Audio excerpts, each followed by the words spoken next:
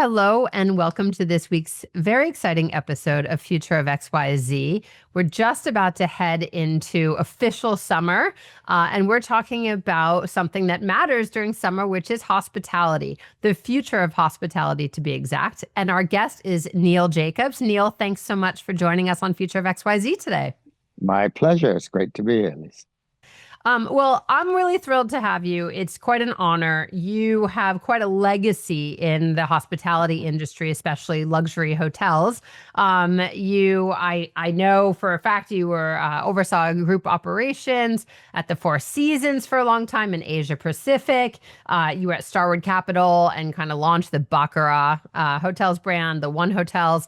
But more importantly and relevant, you purchased Six Senses, which we'll talk about, which is an incredible luxury hotel and spa wellness group in 2012 and have been the CEO since then, including managing the sale of it to IHG, which is InterContinental Hotel Group International, publicly traded company in your homeland of England.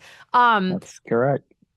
I know in kind of our conversations to date, we have lots of thoughts about what hospitality is, but you come from this kind of long hotel background. You studied hotel management, among other things. You speak lots of languages. You've been all over the world. You split your time still all over the world. So I think you have a pretty unique perspective. I'm going to start as we always start these conversations, Neil, with defining the topic at hand. So in your estimation and your expertise, how do we define hospitality? Oh, well, that's a big question and the big word, and certainly, the segment of hospitality that I've been involved in for the last, 30 plus years is generally at the high end, and that's something we can talk about a bit more. So I think today, certainly when we talk to our customers, hospitality is about time. The time is very, very precious of people that stay in our hotels, as is privacy. And, people cherish, our guests cherish that ability to, spend time with their families, to be with their friends, or to do nothing, or to do absolutely nothing. So, we're very good at helping people do nothing, and we're very good at, I think people who succeed in hospitality are very good at providing that kind of feeling. That said, things are changing, and certainly perhaps in a post-COVID world, or in our view, even before, people want to come away from a hospitality experience feeling that there's more of a takeaway than just being in a, luxury hotel. We don't actually use that word of Six Senses, but being in a high end hotel, at that level of the business, you've got to have great food, you've got to have great service, you've got to have a good night's sleep, but that kind of is a given.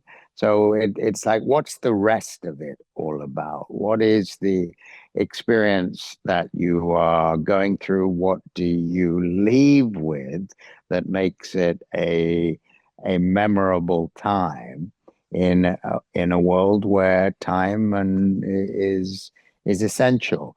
So I think those that are able to create those real takeaways, that is not something you just find in every single hospitality outlet or every single good hotel. And it doesn't even have to be a super upscale hotel. It's like, what is the takeaway from a stay that gives you more? And those that can do that, in our view, are really hospitable today. Well, you've just transmuted the word, which is, of course, its origin story is hospitality. It's being hospitable.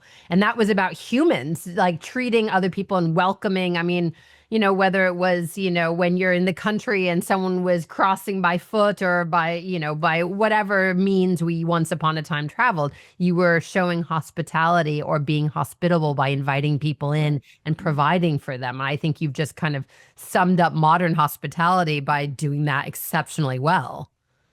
Well, thank you. But you know, we I'll give you a little example, because it's not always, it's not generally about the big things.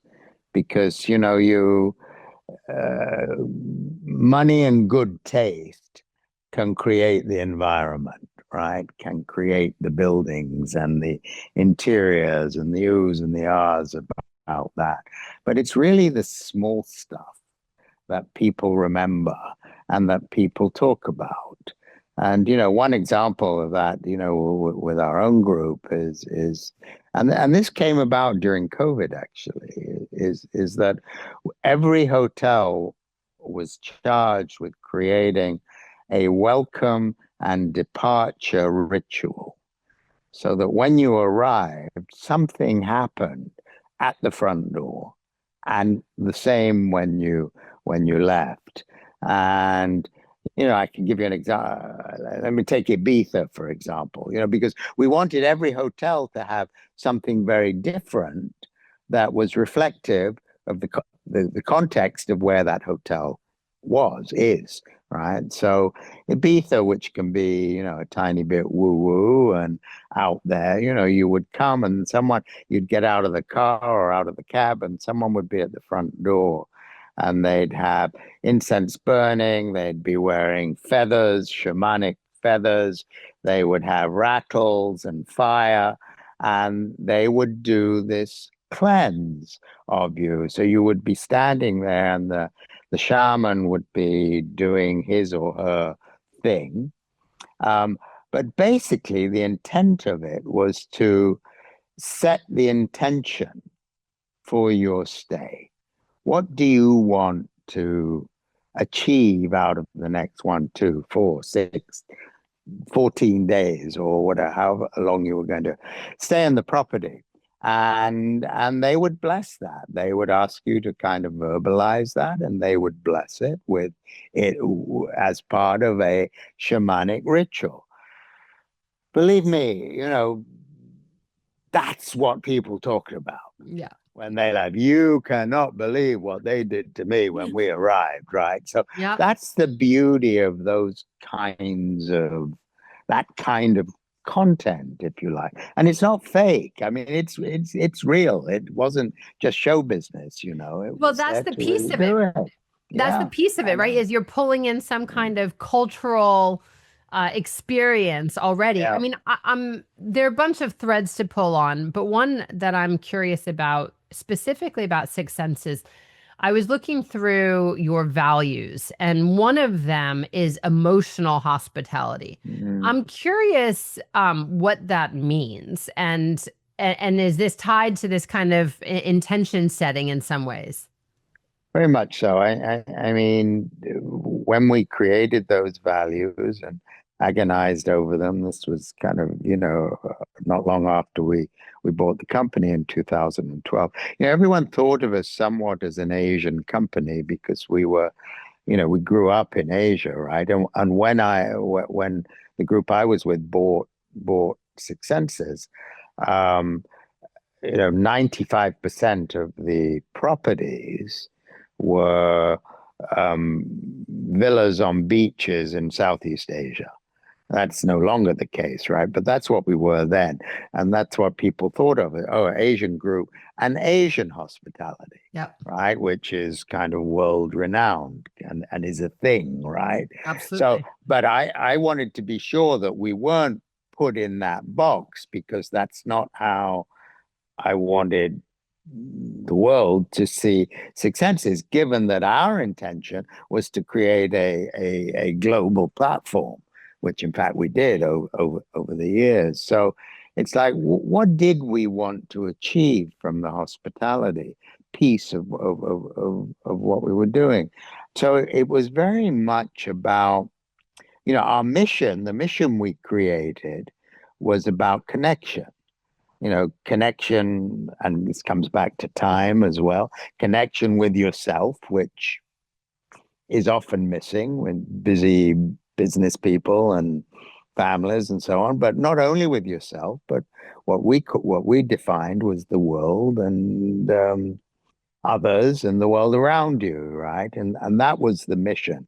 So the emotional hospitality piece is all really about what's the texture of how you, as we call them hosts, not employees, as a host of six senses, what's the texture of that connection that you're able to create with the guest, Mm. right? And one of our competitors talks about um, ladies and gentlemen serving ladies and gentlemen, and that's, you know, which I think is great, but the connection that we're looking for is not quite as structured as that. We want people to really interact, to get as personal as they can possibly get without crossing the line, but just kind of being there, being attentive, super attentive, and without being invasive,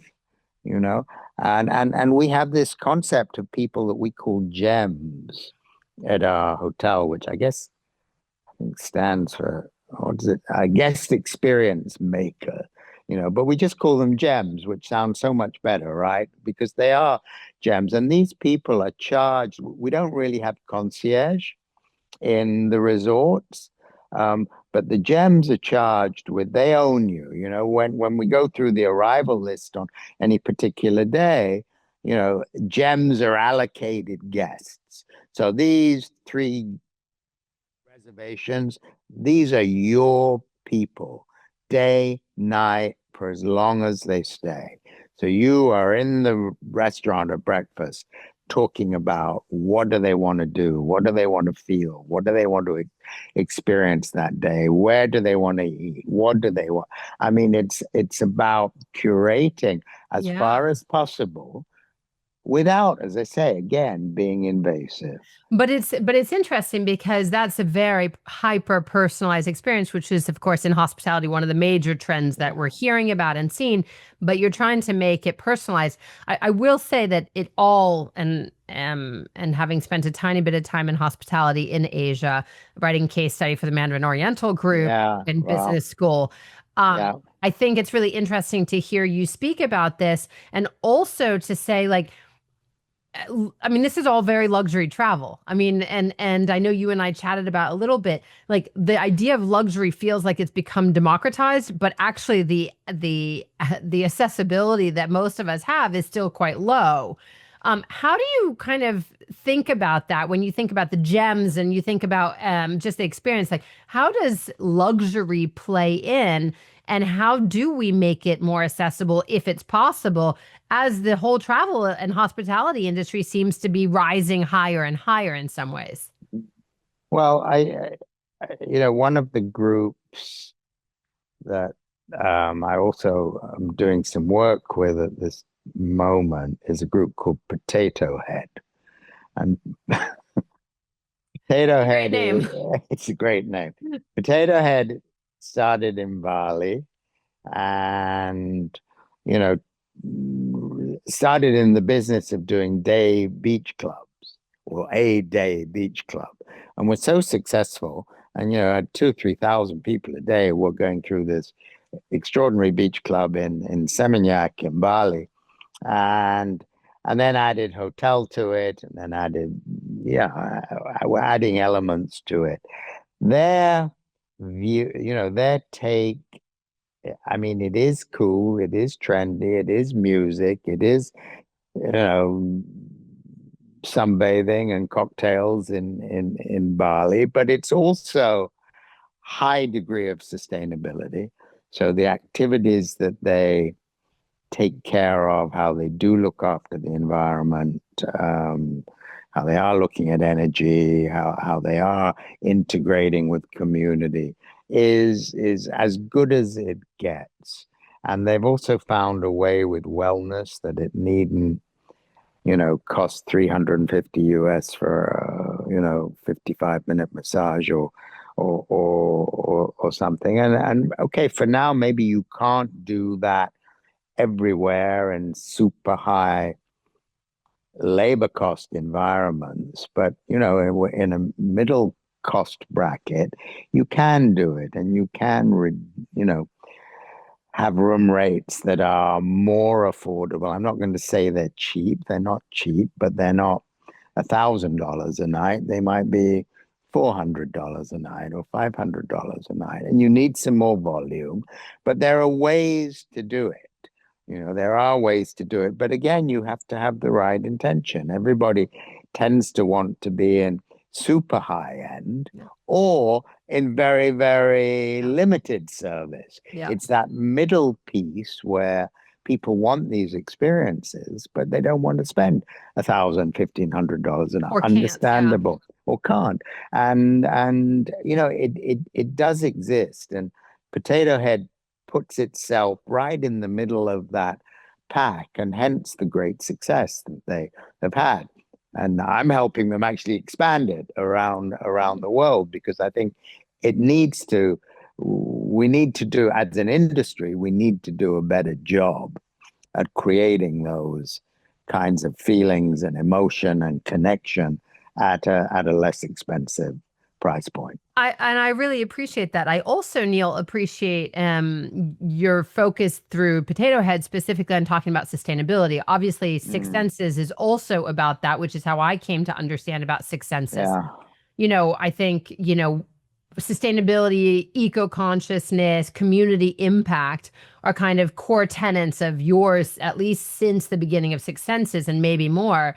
I'm curious, A, how you came to that realization, but moreover, as you look ahead, because you're stepping down as CEO of Six Senses in the coming days and moving to what's next, how is the industry actually shaping up on the sustainability and impact front? Mm. Well, I could talk to you about that for the rest of the day, right? But you know, let's be honest, as an industry, we're not that good at it, right? Collectively. And it's just never really been a top priority. You know, people are doing more than they were a few years ago, but are still perhaps not perhaps, are still not doing enough, Yeah. right? And so that's that's a concern. However, I'm grateful that they are doing more and people are doing more. And so it's small steps and it will get there. Successes has always had sustainability as a core value from day one, even before we bought the company. In fact, it was that sustainability platform that really drove me to say that this is the company I would like to be connected with, because I also think we can expand it and do more with it. And but from nearly coming up to 30 years ago, they were ahead of their time. You know, Which they was all zero waste, zero yeah, plastics, these kinds of yeah, things, where, you know, reuse of towels, like eco-friendly, local labor, those kinds of things, correct? all of Yeah. it, and plus there was always a you know, we upped the game a little bit, but there was always a percentage of revenue. In our case, well, it's now 0.5%, but when you look at the rates, we you know, and constantly the values, you're talking hundreds of thousands of dollars, right? Um, Actually, probably talking in the millions yearly.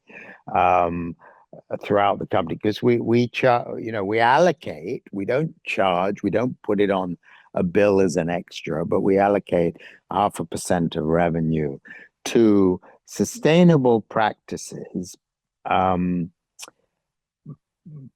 that do not take place within the hotel. So we don't want anyone to say, "Oh, it's just they're taking our money," and then, you know, it's all these initiatives within the hotel. It's an external focus of that money. So whether it's providing electrical grid on an island in the Maldives, or you know, things, infrastructure nation, you know, medical equipment in, you know, in Thailand, in a village, I don't So know, in initiatives that Samui, right?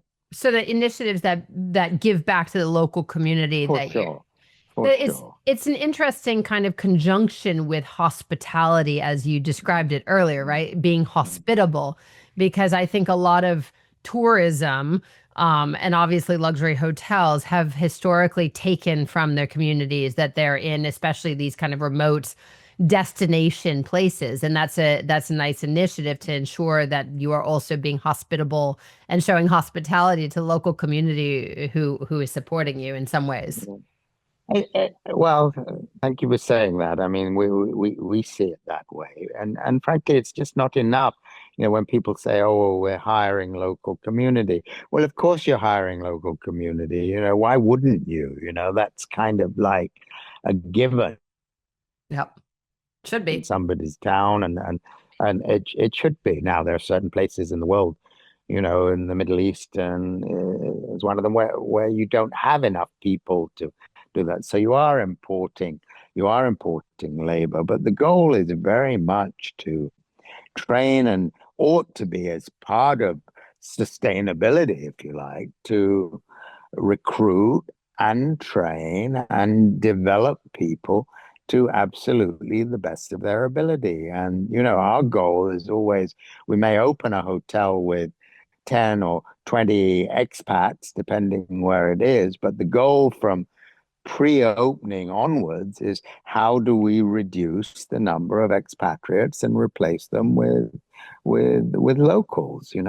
That's what everyone should be doing, just as a matter of course, right? Well, I would think so. It's interesting. I think about the changes that we're seeing in every industry, but certainly technology and AI starting to come for some of that hyper personalization in hospitality, in retail, in food and beverage, and kind of the ecosystem, if you will, of hospitality. Mm, And yet, in the US, for instance, which is the data I came across, almost 10% of the American working population is employed in hospitality sector jobs. As technology comes and you're talking about training up local people, for instance, how do we protect the hospitality workforce and upskill them for what's coming or repurpose in the same way that you're trying to give back to the local communities and destination areas environmentally, for instance? mm.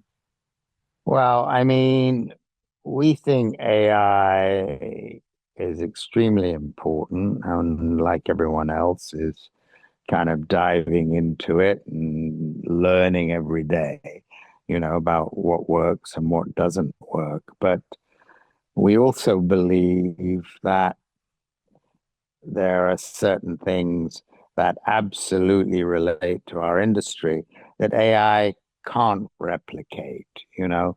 They can't replicate the taste of a wine or a cocktail or a great dinner.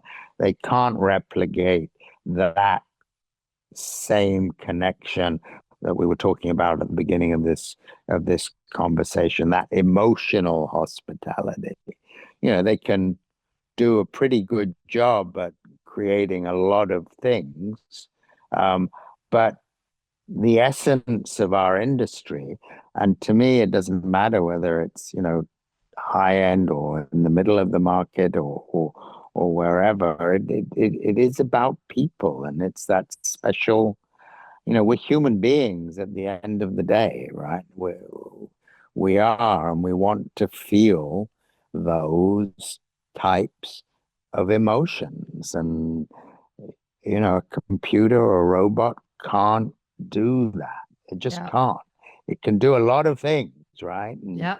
we're not saying it doesn't have a place, but it can never take over what we do every single day. I love that. I think, you and I met at a conference that's talking about removing forced labor from the built Yep, environment supply chains, whether yep, that's, yep. in materiality, which of course is major in local sourcing, in human impact, et cetera.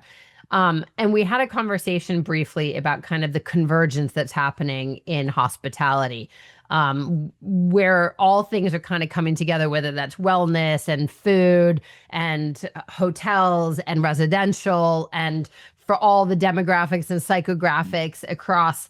Um, Talk to me a little bit, Neil, about what you're seeing, and also as you step into this next chapter, exciting chapter where you're going, how those things might or might not play together. Yeah. Before I do that, I would just tell you that uh, I'm speaking again next week in New York, which is I haven't done anything since we met, and it's relevant to your question.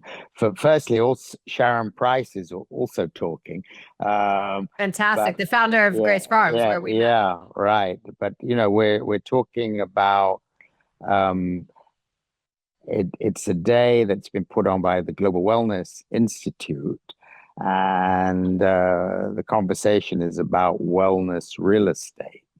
So, which is the fastest growing segment, if you like, within the wellness economy. Maybe not quite the biggest yet or getting there, but from a year over year percentage growth, it's like 20-25% a year that Wow. you're seeing that. And wellness real estate to me is one piece of that convergence, where um, wellness and the built environment, the sustainability aspect of development kind of converge, and you have these developments or residential developments that are created around those platforms, and homes are designed with wellness in mind, and materials used, and where they're coming from, and different off-gassing and paints and air systems and lighting systems and all of that have a place, need Yeah. to be better thought through, so that people can lead healthy lives. So you have that whole residential piece of that. Then you've got hotels, and hotels do what they do. And hotels are now doing a lot of branded residential, Absolutely. and we're kind of a leader in that. So you have the two components where you can get hotel services into your home. Should you choose to rent your home, the hotel can do that. The hotel can look after the maintenance of your home. So that's all come together, right? You've also seen a huge growth in clubs, particularly since COVID. We're You thinking like know, social clubs, kind of. social clubs, Yeah.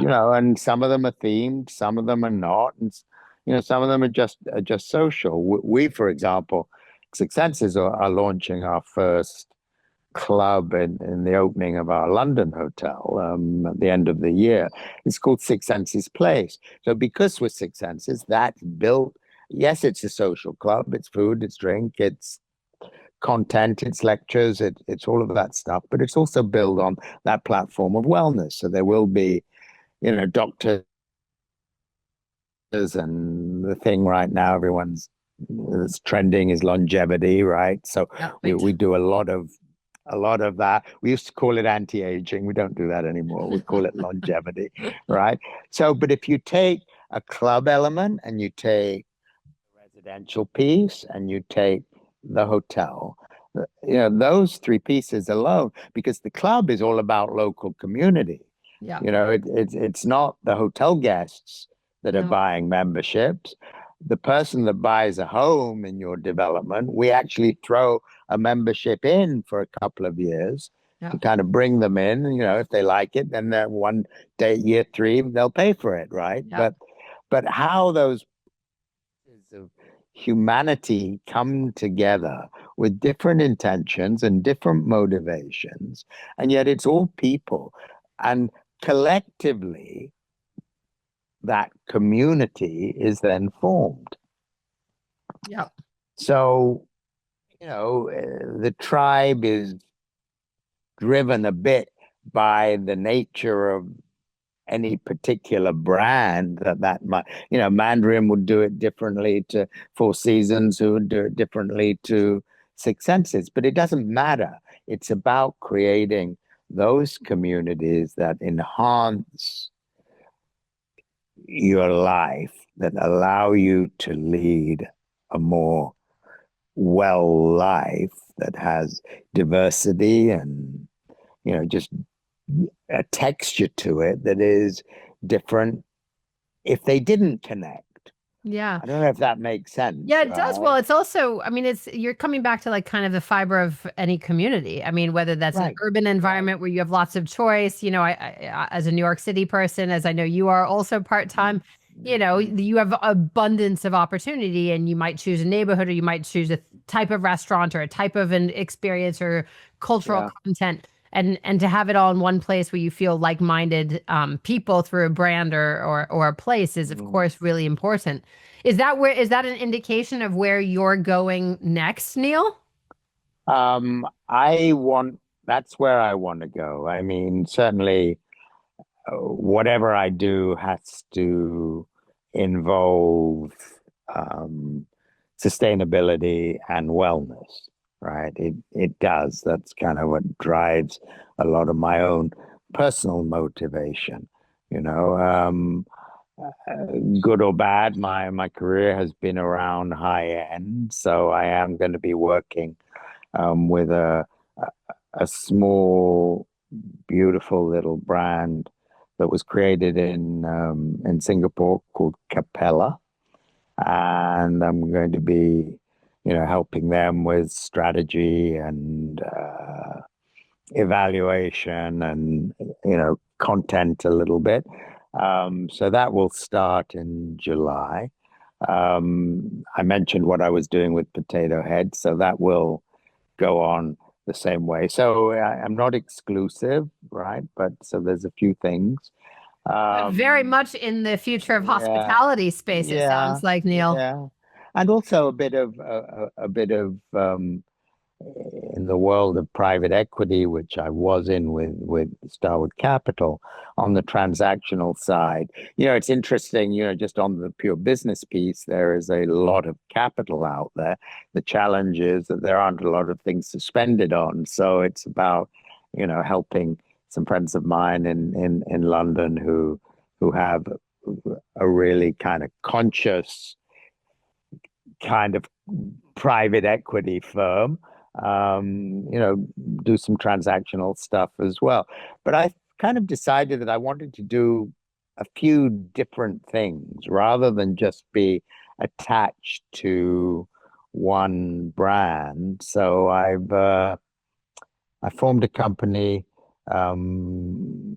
which you'll hear more about, called Wild Origins, Cool. and which hopefully depicts kind of the variety of some of the things that I've done in my career and that I'm hopeful I'll be able to touch going forward, and just to get a change. I mean, it's been nearly 14 years, as I said, with Six Senses, and Yeah. I love the brand, but you got to do a few things in your life, right? I would agree with that. And you've already done more than a few, and there's another chapter. Mm. As we wrap up, I think one thing that we haven't touched upon that I'm curious about before I ask the final question, obviously, Future of XYZ is presented by IF Design, where I am also the US Managing Director and Global Head of Sustainability. So the intersection of design and sustainability alongside hospitality matters. What is the role of design in hospitality today?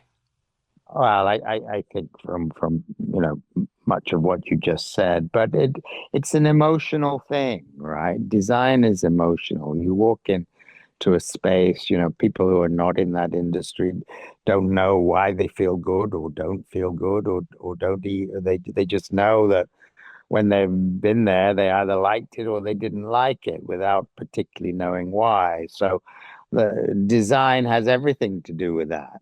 Everything to do with that.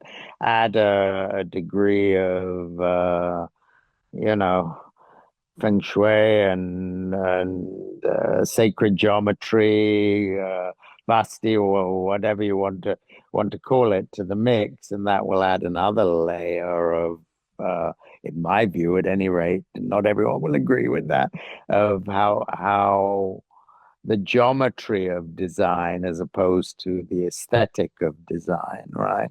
Which I think plays a part, and as I say, in what makes people feel good. So it is critical, but it doesn't have to shout at you.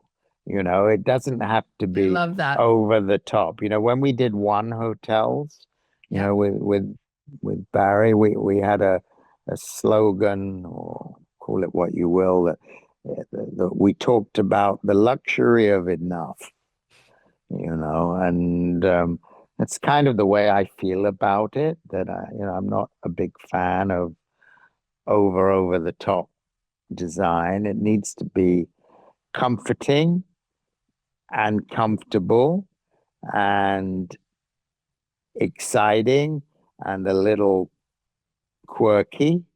Um, and I think perhaps less traditional than perhaps maybe it was 5, 10, 15, 20 years ago. People enjoy contemporary, enjoy cleaner lines, but I mean, it's absolutely essential to the ultimate goal of creating those experiences for people that they will always remember. Okay, Neil, final question. Mm. You have all this history behind you and a whole bunch more to write. The future of hospitality in your greatest hope 25 years from now in 2050. What is your greatest hope for the future of hospitality? That people will come together, and I think I've talked a bit about it during our chat, that people will come together in a different kind of, with a different kind of mindset, and they will come together as families, as extended families, as mixed communities, and they will participate. I think you will see a huge increase in rituals, in festivals. I mean, my daughter, who runs a festival called Alma that we started in Ibiza, she just finished today with in Montana in Switzerland, doing the first one in the mountains, and we had amazing wellness practitioners and speakers in there, and people seem to want more of this Yeah. because they want to come together, right? They want to come together and share and learn. And going back to what I said right at the beginning, and have a takeaway that is different to what most hotels and have done in the past, and they don't have to be super expensive. Yeah. You can do those kinds of things. So let's keep going on this democratization and personalization that you brought up, which is also critical at certain levels, because people are people. Not everyone likes the same thing, right? Yeah. So I don't know if that answers it at all, but that's my hope. I like it. Democratization and a personal experience that gives you a takeaway. I mean, if we're not traveling or experiencing things for other reasons, that's a good one. Good, good, good, Neil, good. thank you so much for joining us on Future of XYZ today. It was a great conversation about the future of hospitality. And for everyone watching and listening, make sure to leave a 5-star review so other people can find this. Neil Jacobs, currently for a couple days more, CEO of Six Senses, part of the InterContinental Hotel Group worldwide. Thank you again for joining us today. Thank you for having me. Always a pleasure.